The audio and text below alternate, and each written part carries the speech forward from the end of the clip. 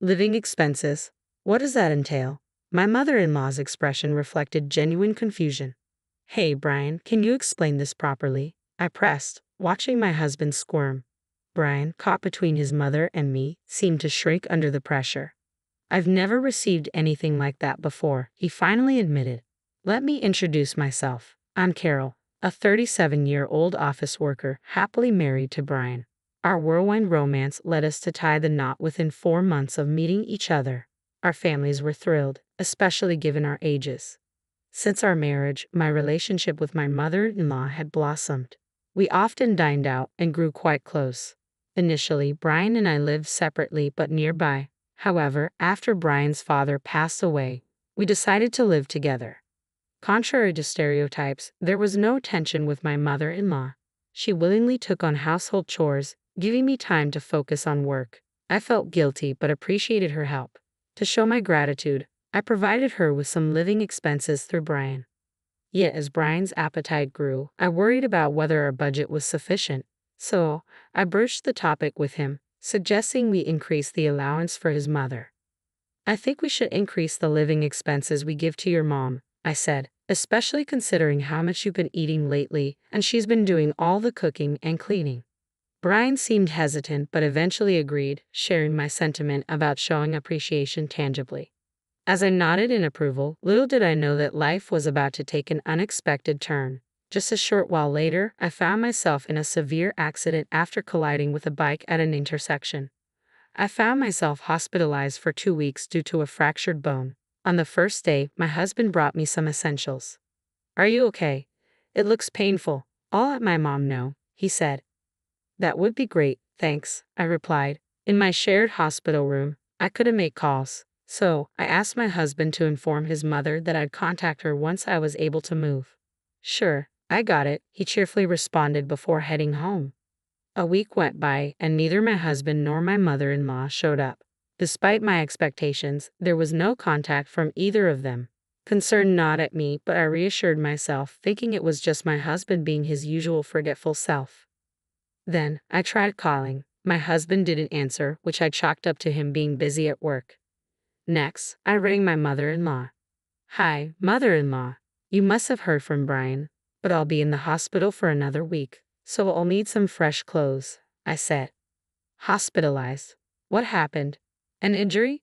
Illness? Her flustered response made me uneasy. As I pondered, I realized she hadn't been informed.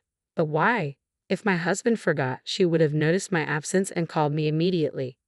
Minutes later, she arrived, visibly exhausted. She explained Brian's absence, mentioning a sudden 2-week business trip. Thank you for coming, mother-in-law. What did you hear from Brian? I asked. He said he was going on a business trip for 2 weeks. It was sudden, she replied. That's when it hit me. Brian, an illustrator who preferred working from home, planned a sudden business trip. It didn't add up. Unless something significant arose, he wouldn't leave, even for local meetings. My mind raced with possibilities, including the unsettling thought that he might be cheating on me. I know for a fact that our company doesn't arrange meetings requiring business trips. How? Well, it's simple. I work there too, as an administrative staff member. Are you okay? You look pale. Are you feeling unwell? My mother-in-law asked, concern etched on her face. Our company wouldn't send Brian on a business trip. That's the job of the sales team. I'm an admin, so I don't go on business trips either, I explained, watching her reaction. Her puzzled expression spoke volumes. In other words, Brian lied. It had been a week since his unexplained absence and there was no official notification. I couldn't help but wonder where he really was. He left his injured wife in the hospital and lied to me. Did Brian tell you where he was going on business? I inquired. Come to think of it, he mentioned staying in a hotel in Miami arranged by the company, my mother-in-law replied, pulling up the hotel's website on her smartphone. As I glanced at the screen, my heart sank. It was the same hotel where we celebrated our wedding anniversary, a place far too extravagant for a company-funded trip. A throbbing headache began to surface, fueled by the realization of Brian's sloppy alibi. Mother-in-law, this is difficult to say, but Brian might be cheating, I confessed. What? Brian? Her disbelief echoed in the room. But this does seem suspicious, she conceded, her expression shifting. Isn't this the hotel? Hold on, let's confirm if he's really there, she suggested, disappearing for a moment. After what felt like an eternity, she returned, a smirk playing on her lips. They said they'll check it out for me first. We need to verify the facts, she announced. As we waited, about 10 anxious minutes passed by. When I received a call from my mother-in-law, the news was shocking. Brian, my husband, seemed to be spending the night at that hotel, and with another woman, no less. Despite the strict policies against such actions, the circumstances seemed to warrant an exception, my mother-in-law explained. She even disclosed the name of the woman Brian was with. I was taken aback when I heard the name. I knew her. She was actually a friend of mine, my coworker and friend Jessica, who worked in the same department as Brian. She had even been present at our wedding, delivering a speech. The revelation left my mother-in-law equally astonished. Furious, her face flushed bright red, my mother-in-law was ready to confront Brian then and there. However, I urged caution, suggesting we gather solid evidence first. We decided to hire a private detective. After that, I'm filing for divorce. I can't tolerate a man who cheats with my friend. I plan to seek alimony, so I apologize for any inconvenience this may cause you, mother-in-law, I explained. Don't worry about it. I'll give that idiot son of mine a piece of my mind. How dare he betray such a good wife? When he comes back, he'll get a thrashing, my mother-in-law declared angrily, her words offering me some solace. Feeling somewhat uplifted by her support, I began searching for a private detective. A relative of my mother-in-law recommended a reputable detective agency, and I promptly hired them. When I received the report, I couldn't help but laugh. It turned out that my friend Jessica had been posing as Brian's wife while they were away on location, 3 days before my scheduled discharge from the hospital. I dialed Brian's number, keeping it a secret that my mother-in-law was aware of the situation. How are you feeling? I inquired. I'm sorry, I've been too busy to visit. I'll definitely pick you up on your discharge day. Do you need anything? He responded. No, I'm fine. Sorry for bothering you while you're so busy. Apparently, my recovery is taking longer, so my discharge date has been extended. I'm just calling to let you know. I'm borrowing things like pajamas from the hospital, so no need to worry. Looks like I'll be discharged a week from now, I explained. Sorry for not being able to support you while you're so busy. Oh, could you withdraw money for the hospital bills? I don't have any cash on hand, so could you do it on my discharge day? I requested. I see, that sounds tough. All right, I should be done with my delivery in a week, so I'll go to the bank before picking you up. My mom's been worried too. She's caught a cold and feels bad for not being able to visit you. Brian lied effortlessly. Suppressing a laugh at his fabrications, I replied, Oh, is that so? Please tell mother-in-law to take care. Did you manage to inform the office? Thank you. Did they say anything about allowances? He asked, trying to keep the conversation casual. They did. I'll take care of the procedures. You just rest and recover. Hope you get well soon. All right, thank you. See you in a week then, I replied, ending the call. Already aware of Brian's deception, I had confirmed with the office before his call. Apparently, he had informed them that he was going on a trip and applied for my leave. As a result, my boss inquired about the trip and my well-being. After explaining my situation, my boss decided to visit the hospital immediately. Not only my boss but also the HR department came, revealing that I was entitled to sick leave benefits. It was then revealed that Brian had been out of touch for about a week, and he was also behind on his deadlines. The same was true for his mistress, who they couldn't reach either. This revelation shed light on a situation that had been ongoing for the past 6 months, finally coming to a head, prompting them to come and talk to me. I informed my bosses that I preferred they didn't mention the situation to Brian or his mistress until a week later. After that, they were free to impose any necessary punishment. Following the plan, I was discharged from the hospital. It appeared that Brian had submitted another application for my paid leave. His mother, my mother-in-law, received a call from him, stating that his business trip was extended. Despite my extended hospital stay due to my illness, he was prolonging his vacation with his mistress. It became evident that there was no love left for me, leaving me feeling saddened. Deciding to take my paid leave as initially planned, my boss assured me to take all the time I needed until Brian returned.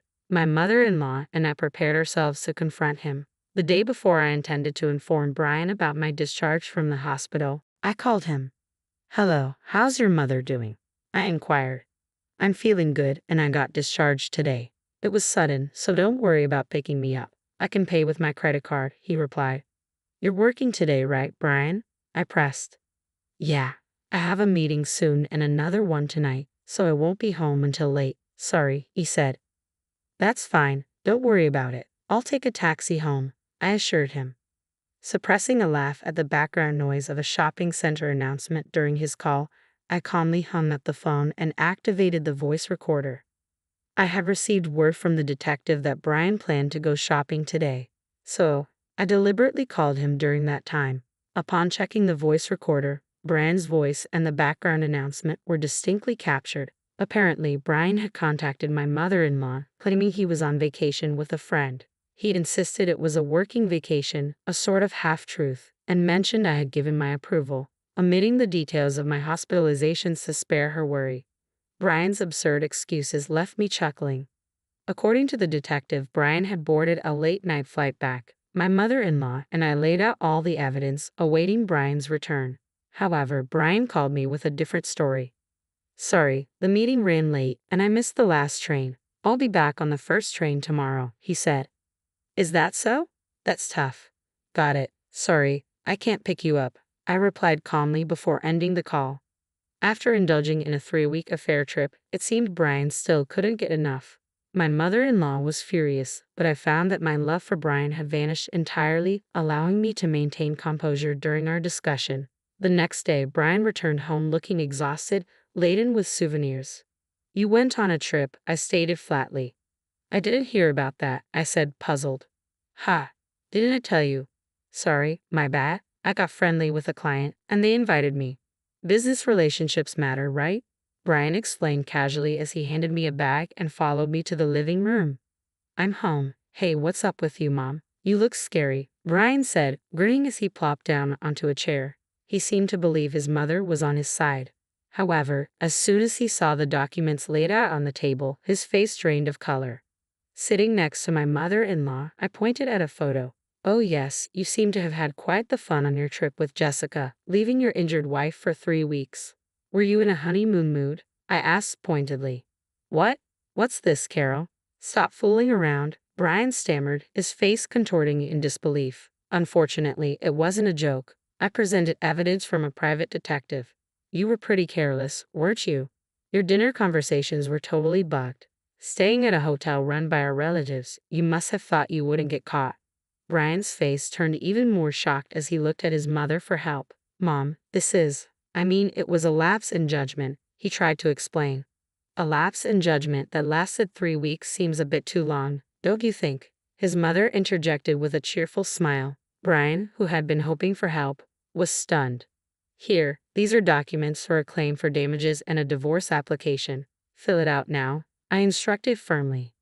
Damages? Divorce? Carol, I'm sorry. I didn't mean it. The one I truly love is you. Can't you forgive me? Let's start over, Brian pleaded. In response, I pressed a button on my phone, and the voices of Brian and Jessica flowed out. It was a conversation recorded by the detective, hinting at a divorce with me and a remarriage with Jessica. Brian's face turned even paler. It was just a spur-of-the-moment thing. I didn't mean it, Brian mumbled, looking desperate. I couldn't care less, really, I replied, handing him the documents and urging him to write. Please forgive me. I can't afford to pay any damages. Well, that's what happens when you splurge like that. Where did all that money come from anyway? I asked pointedly. Brian mumbled something incoherent, and I had a bad feeling about it. You didn't by chance use the living expenses, did you? I have been giving you money to pass on to mother-in-law. Did you? You've been passing it on to her, right? I asked Brian, expecting confirmation. However, the response I got wasn't from Brian, but from mother-in-law herself. Living expenses? What are you talking about? I've never received anything like that, she said, seeming genuinely unaware. Confused, I turned to Brian. Hey, what's going on here? Explain it properly, I demanded. Mother-in-law, and I confronted Brian, who seemed to shrink under our scrutiny. I'm sorry, the living expenses, I use them for our dates, he admitted, his voice barely audible. I felt my already icy affection for Brian grow even colder. He had spent the almost $2,000 I had been giving him every month. All of it. I told you that money was for groceries, utilities, and to thank mother-in-law. That money was mine in the first place, I reminded him, my voice tinged with disappointment. I'm sorry, my salary alone wasn't enough, Brian offered weakly, but it was clear what wasn't enough. The designer items Jessica had. Surely, there must have been gifts from Brian. I swiftly raised my hand to reprimand him, but it was stopped by mother-in-law. Brian watched hopefully, still thinking mother-in-law was on his side. You can't, Carol. If you lay a hand, it'll be to your disadvantage, mother-in-law warned before turning to face Brian. Then, with calm and monotone demeanor, mother-in-law delivered her verdict. I've always thought the sillier the child, the cuter. I've spoiled you too much. Even with the bias, you grew up kind, and your father and I were so happy when you got such a good wife. But now, I'm cutting ties with you. Brian, stunned, tried to protest, but Mom, you're joking, right? Mother-in-law slapped away Brian's pleading hand and handed him a document containing a clause renouncing inheritance. Brian widened his eyes in disbelief, muttering, I can't believe it. It doesn't matter if you can't believe it. It's all true, mother-in-law stated firmly. Dejected and seemingly out of arguments, Brian signed all the documents presented. Afterwards, mother-in-law kicked Brian out. He had apparently been misusing company entertainment expenses and was claimed for reimbursement by the company. Brian ended up living in an apartment without a bath, forced into a poor lifestyle after paying alimony and facing reimbursement claims. I claimed alimony from his mistress, Jessica, who, as it turned out, was married. Her husband was away on business, so I contacted him through social media and claimed alimony. As a result, Jessica avoided divorce but had to quit her job, forced to live with her husband's family in a rural area without internet connection, where she was made to work from dawn till dusk. Having lost my parents early, I ended up being adopted by mother-in-law. Initially reluctant because of Brian's infidelity, mother-in-law eventually accepted, and we sold the house, buying a new one just for the two of us. I want to take good care of mother-in-law until the end.